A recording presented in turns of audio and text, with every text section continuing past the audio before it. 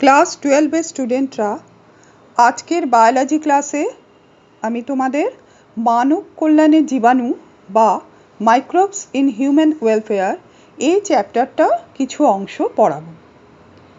জীবাণু বলতেই আমাদের একটা ক্ষতিকারক দিক চোখে ভেসে ওঠে, কিন্তু জীবাণু যে কেবল আমাদের ক্ষতি করে তাই নয়, অনেক জীবাণু আমাদের উপকারও করে।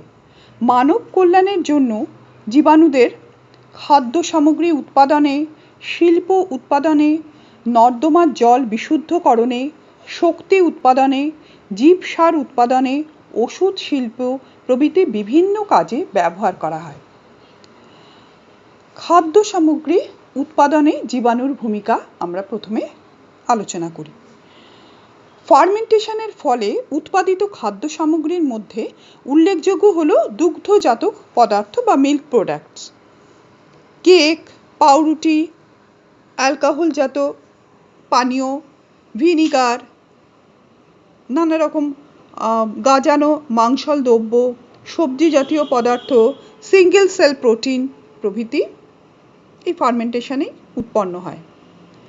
আমরা এখন কতগুলো খাদ্যের নাম বলছি যেটা আমাদের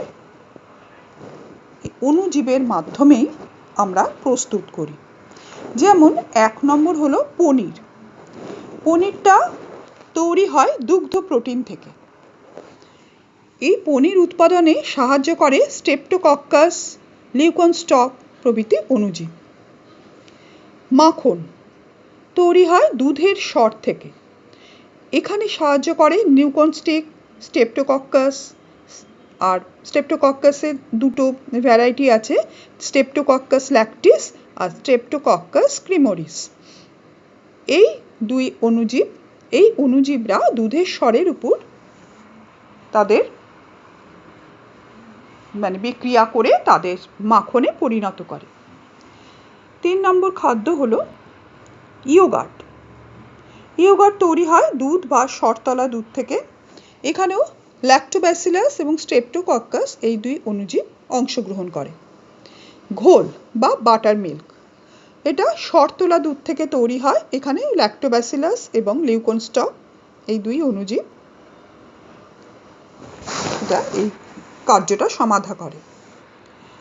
কেফির গাজানো দুধ থেকে তৈরি হয়। এটা স্ট্রেপ্টোকক্কাস আর ল্যাক্টোব্যাসিলাস এই কেফির প্রস্তুতে সাহায্য করে। কুমিশা, এটা ঘটকি দুধ থেকে তৈরি হয়। এটাও ল্যাক্টোব্যাসিলাসের সাহায্যে উৎপন্ন হয়। ইডলি, ইডলি চাল আর ডালের গুঁড়ো থেকে তৈরি হয়। লিউকোনস্টক বলে যে অণুজীব সেটা এই ইডলি প্রস্তুতিতে সাহায্য করে। ফিশ সস, এটা ছোট মাছ থেকে তৈরি হয়। এখানে ব্যাসিলাস প্রজাতির অণুজীব এই ফিশ সস প্রস্তুতিতে সাহায্য করে। তাহলে আমরা দেখছি যে বিভিন্ন ধরনের খাদ্য, যেমন পনির, মাখন, ইয়োগার্ট, ঘোল, কেফির বা ইডলি, ফিশ সস ইত্যাদি বিভিন্ন ধরনের খাদ্য প্রস্তুতিতে সাহায্য করছে কারা না অণুজীব। তাহলে অণুজীবরা খাদ্য সামগ্রী উৎপাদনে একটা অংশগ্রহণ করে। এটা তাহলে অণুজীবদের একটা উপকারী ভূমিকা, যেটা আমাদের মানব কল্যাণে ব্যবহৃত হয়। এরপর বলছি শিল্প উৎপাদনে অণুজীবদের ভূমিকা। জীবাণুরা কিন্তু শিল্প উৎপাদনে আমাদের সাহায্য করে। যেমন ধরো চর্মশিল্প। চর্মশিল্পে কি হয় না, ফার্মেন্টেশনের পদ্ধতিটার মাধ্যমে অণুজীবরা বিভিন্ন ধরনের অ্যাসিড প্রস্তুত করে, যেগুলো চর্মশিল্পে ট্যানিং এর কাজে লাগে। এই রকম হলো ধরো একটা উৎসেচক বলছি, যেটা ব্যাসিলাস সাবটিলিস বলে অণুজীবের থেকে পাওয়া যায় প্রোটিয়েজ। এটা চামড়া ট্যান করতে ব্যবহার করা হয়। স্ট্রেপ্টোমাইসিটিস এই অণুজীব থেকে কেরাটিনেজ বলে একটা উৎসেচক পাওয়া যায়, উৎসেচক উৎপন্ন করে, যেটা পশু চর্মের লোম তুলতে সাহায্য করে। মানে পশু চর্ম দিয়ে যখন বিভিন্ন বস্তু প্রস্তুত হয়, হ্যাঁ, যেমন জুতো, ব্যাগ ইত্যাদি চামড়ার জিনিসপত্র তৈরি হয়, তখন প্রথম কাজ হচ্ছে চামড়া থেকে লোমগুলো সরানো। এই লোম তুলতে সাহায্য করে হচ্ছে এই কেরাটিনেস, এই উৎসেচকটা। হ্যাঁ, এছাড়া লাইপেজ বলে একটা উৎসেচক তৈরি হয় সিউডোমোনাস প্রজাতির ব্যাকটেরিয়া, এবং ছত্রাক থেকে লাইপেজ পাওয়া যায়, সেটা চামড়া ট্যানিংয়ে ব্যবহার করা হয়। এটা গেল চর্মশিল্পে। এরপর মদ্যশিল্পেও ব্যাকটেরিয়ার ব্যবহার আছে। যেসব ব্যাকটেরিয়া প্রজাতি ফার্মেন্টেশনের মাধ্যমে অ্যালকোহল উৎপন্ন করে এবং যাদের মদ্যশিল্পে ব্যবহার করা হয়, তার মধ্যে উল্লেখযোগ্য হলো ক্লস্ট্রিডিয়াম, ক্লেপসিয়েলা, লিউকোনস্টক, সার্সিনা, ল্যাক্টোব্যাসিলাস, হ্যাঁ, ইত্যাদি জীবাণু। হ্যাঁ, এখান থেকে বিভিন্ন ধরনের এরা বিভিন্ন ধরনের অ্যালকোহল জাতীয় পানীয় উৎপন্ন করে, হ্যাঁ, নানা রকম বস্তু, যেটা কিনা নানা ধরনের মানে মদ্যশিল্পে, যেমন বিয়ার প্রস্তুতিতে, মদ, রাম, হুইস্কি ইত্যাদি প্রস্তুতিতে ব্যবহার করা হয়। এরপর বলছি ওষুধ শিল্পে অণুজীবের ব্যবহার। ওষুধ হিসাবে ব্যবহার্য বিভিন্ন প্রকার যৌগ আমরা ব্যাকটেরিয়ার ফার্মেন্টেশনের মাধ্যমে পাই। এদের মধ্যে উল্লেখযোগ্য হলো অ্যান্টিবায়োটিক, স্টেরয়েড, ভিটামিন ইত্যাদি। এছাড়াও ব্যাকটেরিয়া থেকে ভ্যাকসিন উৎপন্ন হয়।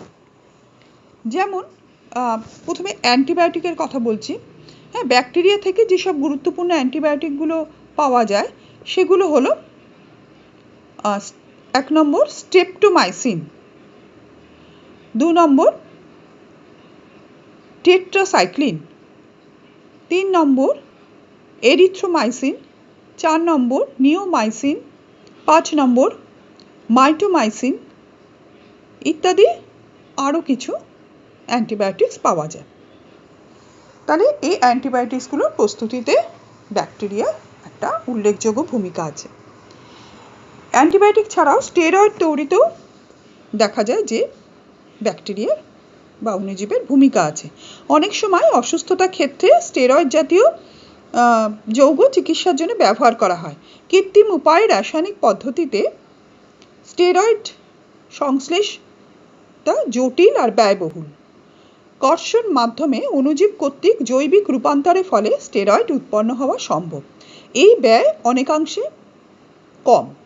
হ্যাঁ, তাহলে যে অণুজীব থেকে যে স্টেরয়েডগুলো পাওয়া যায় সেগুলো হলো যেমন কর্টিসল বলে একটা যৌগ আছে, কর্টিসল, সেখান থেকে প্রেডনিসোলোন বলে এক ধরনের স্টেরয়েড পাওয়া যায়। আর কর্টিসন থেকে প্রেডনিসোন বলে এক ধরনের স্টেরয়েড পাওয়া যায়। এরকম প্রোজেস্টেরন ইত্যাদি থেকেও হাইড্রক্সিপ্রোজেস্টেরন, হ্যাঁ, 11 আলফা হাইড্রক্সিপ্রোজেস্টেরন ইত্যাদি স্টেরয়েড পাওয়া যায়। এবার বলছি ভ্যাকসিন।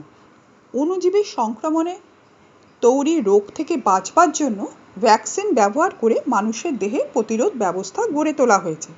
ভ্যাকসিন তৈরির জন্য স্বল্প ক্ষমতাযুক্ত জীবিত অণুজীব বা মৃত অণুজীব কি অণুজীব নিঃসৃত অধিবিষ বা টক্সিন নিয়ে তাকে নির্বিষ করে ব্যবহার করা হয়। এরূপ ব্যাকটেরিয়া থেকে কয়েকটি ভ্যাকসিন হলো, যেমন কলেরা রোগ। হ্যাঁ, 1 নম্বর বলছি কলেরা। এখানে ভিবিও কলেরি যে ব্যাকটেরিয়া, তার কোষের ভগ্নাংশ ব্যবহার করা হয়। যক্ষা, এই রোগের জন্য মাইকোব্যাকটেরিয়াম টিউবারকুলোসিস এই অণুজীবকে ব্যবহার করা হয়। প্লেগ রোগের জন্য ইয়ারসিনিয়া পেস্টিস এই ব্যাকটেরিয়াকে ব্যবহার করা হয়। এইভাবে বিভিন্ন রোগের জন্য যে টিকা করা হয়, কি হচ্ছে সেই রোগের জীবাণুকে, হ্যাঁ, মানে মৃতপ্রায় জীবাণুকে সেখানে ভ্যাকসিনের মাধ্যমে প্রবেশ করা হয়। তার ফলে সেই জীবাণুর এগেনস্টে একটা অ্যান্টিবডি গঠিত হয়, যাতে ভবিষ্যতে সেই রোগ হলে সেই রোগের সাথে সহজেই ওই উৎপাদিত অ্যান্টিবডি প্রভাবে সহজেই সেই রোগের সাথে লড়াই করে মানুষ বেঁচে যায়। তাহলে এইভাবে বিভিন্ন ভ্যাকসিন প্রস্তুতিতে অণুজীবকে কাজে লাগানো হয়। এবার বলছি ভিটামিন উৎপাদনে অণুজীবের ভূমিকা। কয়েকটি গুরুত্বপূর্ণ ভিটামিনের বাণিজ্যিক উৎপাদন ব্যাকটেরিয়া কর্তৃক ফার্মেন্টেশনের ফলে ঘটে। যেমন রাইবোফ্লাভিন একটা ভিটামিন, সেটা ক্লস্ট্রিডিয়াম ব্যাকটেরিয়া এবং মাইকোব্যাকটেরিয়াম এই দুটো ব্যাকটেরিয়ার থেকে উৎপন্ন হয়। ভিটামিন B12 এটাও সিডোমোনাস বলে এক ধরনের ব্যাকটেরিয়া থেকে সৃষ্টি হয়। ভিটামিন সি তৈরি হয় গ্লুকোনোব্যাক্টার অক্সিডেন্স বলে এক ধরনের ব্যাকটেরিয়া থেকে। তাহলে এখানে অণুজীবদের কি দেখছি না, ভিটামিন উৎপাদনে একটা ভূমিকা দেখছি। এবার বলছি উৎসেচক উৎপাদন। উৎসেচক উৎপাদনের ক্ষেত্রে যে উৎসেচকগুলো ব্যাকটেরিয়া দিয়ে উৎপাদিত হতে দেখি, যেমন ব্যাসিলাস সাবটিলিস ব্যাকটেরিয়া থেকে অ্যামাইলেজ বলে একটা উৎসেচক উৎপন্ন হয়। আবার ব্যাসিলাস সাবটিলিস প্রোটিয়েজ বলে একটা উৎসেচক উৎপন্ন করে। আর স্ট্রেপ্টোকক্কাস থেকে স্ট্রেপ্টোকাইনেজ বলে একটা উৎসেচক সৃষ্টি হয়। এবার বলছি অ্যাসিড উৎপাদনে ব্যাকটেরিয়ার ভূমিকা। অ্যাসিড উৎপাদনেও অণুজীবদের একটা বিশেষ ভূমিকা দেখা যায়। যেমন ল্যাক্টোব্যাসিলাস থেকে ল্যাকটিক অ্যাসিড উৎপন্ন হয়, যেটা আমাদের দুধ থেকে দই তৈরিতে সাহায্য করে। ল্যাক্টোব্যাসিলাস অনেক দুধকে একটা উষ্ণতায় রাখলে, দইয়ের অল্প দই দিয়ে তার মধ্যে দুধ ঢেলে রাখলে কি হচ্ছে না, একটা নির্দিষ্ট উষ্ণতায় 37 ডিগ্রি সেন্টিগ্রেড এরকম একটা উষ্ণতায় দেখা যায় প্রচুর ল্যাক্টোব্যাসিলাস জীবাণু উৎপন্ন হয় এবং দুধের যে ল্যাকটোজ শর্করা সেটা ল্যাকটিক অ্যাসিডে পরিণত হয়, অর্থাৎ দুধটা দইয়ে পরিণত হয়ে গেছে। এভাবে তাহলে ল্যাক্টোব্যাসিলাস কি করে, ল্যাকটিক অ্যাসিড উৎপন্ন করে। এইরকম গ্লুটামিক অ্যাসিড বা সাইট্রিক অ্যাসিড, অ্যাসপারজেলাস বলে এক ধরনের অণুজীব থেকে সাইট্রিক অ্যাসিড উৎপন্ন হয়। এইভাবে নানা অ্যাসিড উৎপাদনেও অণুজীবদের ভূমিকা আছে। তাহলে অণুজীবদের আমরা এই অবধি কি পড়লাম না, অণুজীবদের খাদ্য সামগ্রী উৎপাদনে একটা বিশেষ ভূমিকা দেখলাম, শিল্প উৎপাদনে ভূমিকা দেখলাম, তার মধ্যে চর্মশিল্পে দেখলাম, মদ্যশিল্পে দেখলাম, ওষুধ উৎপাদনে একটা ভূমিকা। ওষুধের মধ্যে অ্যান্টিবায়োটিক্স ও ধরনের ওষুধ, স্টেরয়েডস জাতীয় ওষুধ, ভ্যাকসিন ইত্যাদি। তারপরে ভিটামিন উৎপাদনে, উৎসেচক উৎপাদনে এবং অ্যাসিড উৎপাদন ইত্যাদিতে অণুজীবের একটা ভূমিকা আছে। তাহলে এখানে আমরা কি জানলাম না, অণুজীবদের একটা মানব কল্যাণে একটা উপকারী দিক আমরা দেখলাম। অণুজীব যে আমাদের বিভিন্ন ক্ষেত্রে উপকারী এবং আমাদের মানব কল্যাণে ব্যবহৃত হয় সেই দিকটা আমরা দেখলাম। আচ্ছা, এবার আমরা যেটা পড়ব সেটা হচ্ছে নর্দমার জল বিশুদ্ধকরণ বা সিওয়েজ ট্রিটমেন্ট। শহর ও শহরতলির বাড়ি থেকে, মিউনিসিপ্যালিটি এলাকা থেকে, খাটাল থেকে যে জল নর্দমার মধ্যে দিয়ে প্রবাহিত হচ্ছে, সেখানে প্রাণীদের মল মূত্র ও নানা রকম দূষিত পদার্থ মিশে থাকে। নর্দমার জলে মিশে থাকা দূষিত পদার্থগুলোকে সিওয়েজ বলে। গৃহস্থালী বাসন মাজার ফলে, জামা কাপড় কাচার ফলে জলে যেসব বর্জ্য পদার্থ মেশে তাকে স্লাজ বলে। সিওয়েজ ও স্লাজ উভয় জলে দূষিত পদার্থ। নর্দমার জলে ব্যবহারে ক্ষতিকারক দিকগুলো হলো, বিওডির মূল্য খুব উচ্চ, জলে দ্রবীভূত অক্সিজেনের পরিমাণটা খুব কম, আর জলে দ্রবীভূত কার্বন ডাইঅক্সাইডের পরিমাণটা বেশি। জলে অ্যামোনিয়া ও হাইড্রোজেন সালফাইডের পরিমাণ বেশি। জলে মাইক্রোবস ও ব্যাকটেরিয়ার পরিমাণ প্রায় 99%। সিওয়েজ ট্রিটমেন্ট, নর্দমার জল ব্যবহারযোগ্য জলে পরিণত করার জন্য যে পদ্ধতি তাকে বলে সিওয়েজ ট্রিটমেন্ট। এটা 3 ধরনের পদ্ধতিতে হয়ে থাকে। প্রথমটা যান্ত্রিক পদ্ধতি। এখানে কি হয় না, পরিশ্রুতকরণ বা ফিল্টারেশন পদ্ধতিতে বড় কণাগুলো প্রথমে অপসারণ করা হয়, তারপরে স্কিমিং পদ্ধতির সাহায্যে তৈলাক্ত পদার্থ ও ছোট কণাগুলোকে অপসারণ করা হয়, তারপর প্রেসিপিটেশন পদ্ধতিতে ভারী কণাগুলোর অধঃক্ষেপণ ঘটানো হয়।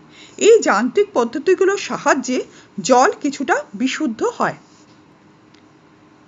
2 নম্বর পদ্ধতি হলো রাসায়নিক পদ্ধতি। অধঃক্ষেপণ, দুর্গন্ধ নাশ এবং জীবাণুমুক্তকরণ করা হয় রাসায়নিক দ্রব্যের সাহায্যে। 3 নম্বর পদ্ধতি হলো বিশেষ প্রযুক্তির দ্বারা জৈব উপাদানগুলির জারণ ঘটানো হয় এবং carbon dioxide, nitrogen oxide, sulphate ইত্যাদি জৈব ট্রিটমেন্টের জন্য ব্যবহৃত হয়।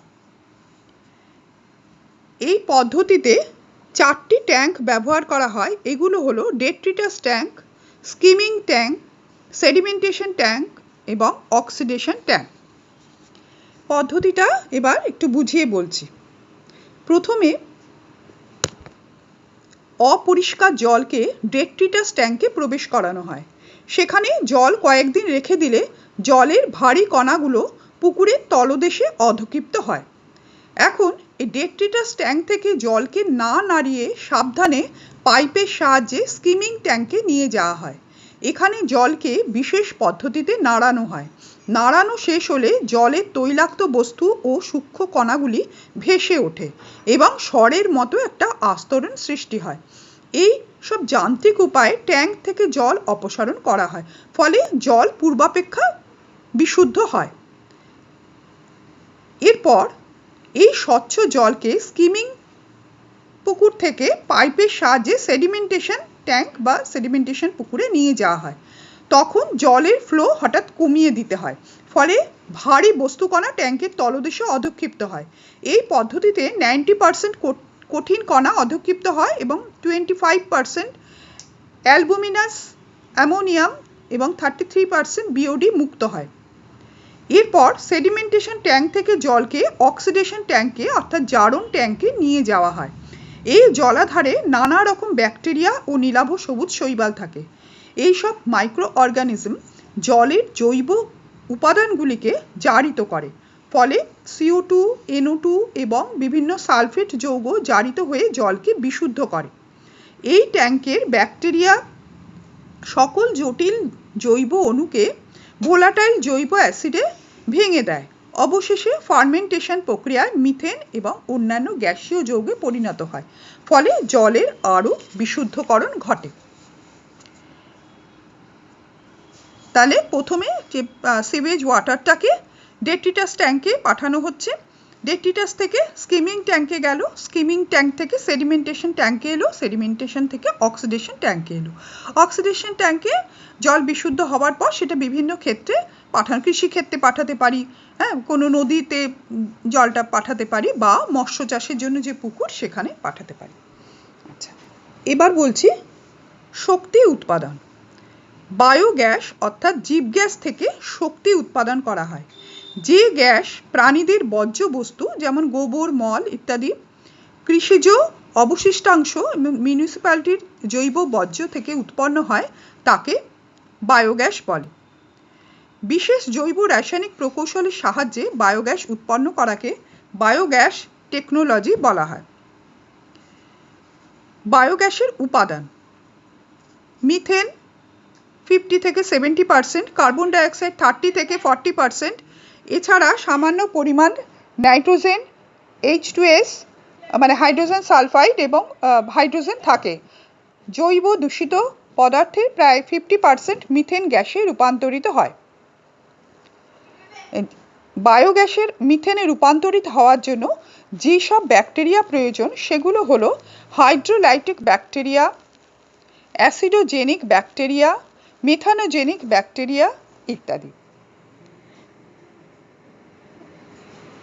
বায়োগ্যাসের উৎপাদনের বিভিন্ন পর্যায়গুলো হলো বায়োগ্যাস ব্যবহারিক অর্থে ল্যান্ডফিল গ্যাস বা পাচক গ্যাস থেকে উৎপন্ন হয়। বিভিন্ন প্রকার অবায়বীয় পাচন প্রক্রিয়ার মাধ্যমে বায়োগ্যাস উৎপন্ন হয়। এই প্রকার উৎপাদন পদ্ধতিতে একটি বায়ু নিরুদ্ধ ট্যাঙ্কে জীবভরজনিত বর্জ্য মিথেন উৎপাদনকারী নবীকরণযোগ্য শক্তিতে পরিণত হয়, যা বিদ্যুৎ বা তাপ শক্তিতে ব্যবহৃত হয়। এক্ষেত্রে 2 ধরনের পদ্ধতি দেখা যায়, মেসোফিলিক এবং থার্মোফিলিক।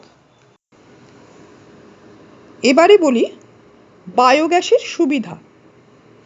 বায়োগ্যাস ব্যবহারের ফলে যে সুবিধাগুলো লক্ষ্য করা যায় সেটা হলো 1 নম্বর, উত্তর আমেরিকায় বায়োগ্যাস ব্যবহারের ফলে বিদ্যুৎ শক্তি উৎপাদনের হার বৃদ্ধি পেয়েছে। 2, পৃথিবী মধ্যস্থ আবহাওয়ার পরিবর্তন হ্রাস করতে বায়োগ্যাস সহায়তা করে। 3, অবায়বীয় পাচনের মাধ্যমে গরুর বর্জ্যবস্তুকে মিথেন বায়োগ্যাসে রূপান্তরিত করে। 4, ইউনাইটেড স্টেটসে প্রায় মিলিয়ন সংখ্যায় গরুর বর্জ্যবস্তু থেকে প্রায় 100 বিলিয়ন কিলোওয়াট বিদ্যুৎ শক্তি উৎপাদন হয়। পরিসংখ্যান অনুযায়ী একটি গরুর বর্জ্যবস্তু থেকে একদিনে প্রায় 3 কিলোওয়াট বিদ্যুৎ উৎপাদন করা যায়। শক্তির উৎস হিসাবে মিথেন ব্যবহারের সুবিধা।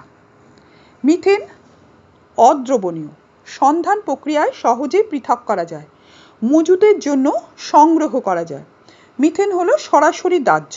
আমি মিথেনের সুবিধাগুলো বলছি। মিথেন ব্যবহারে কি সুবিধা? একটা তো অদ্রাবণীয়, একটা বললাম সন্ধান প্রক্রিয়ায় সহজেই পৃথক করা যায়। 3 নম্বর, মজুতের জন্য সংগ্রহ করা যায়। 4 নম্বর, মিথেন একটা দাহ্য, সরাসরি দাহ্য। 5 নম্বর, একাধারে শক্তি ও সারের উৎস হিসাবে মিথেন কাজ করে। 6 নম্বর, অপেক্ষাকৃত অর্থকরী। 7 নম্বর, কৃষিক্ষেত্রে শক্তির উৎস হিসাবে ব্যবহার করা হয়। 8 নম্বর, বিভিন্ন উদ্দেশ্যে ব্যবহার করা যায়, যেমন রান্নার গ্যাসে, আলো জ্বালানোর কাজে, পাম্প চালানোর কাজে, ডিজেল ইঞ্জিন চালু করতে ইত্যাদিতে মিথেন ব্যবহার করা হয়। 9 নম্বর, সর্বোপরি তাপীয় দক্ষতা মানে থার্মাল এফিসিয়েন্সি খুবই উচ্চমানের। 10 নম্বর, সহজে মিথেন উৎপাদন করা যায় এবং সারানোর খরচাও খুব কম। আজকে আমাদের পড়া এই পর্যন্ত থাকলো। এর পরের দিন আমি এর পরবর্তী অংশটা পড়াবো।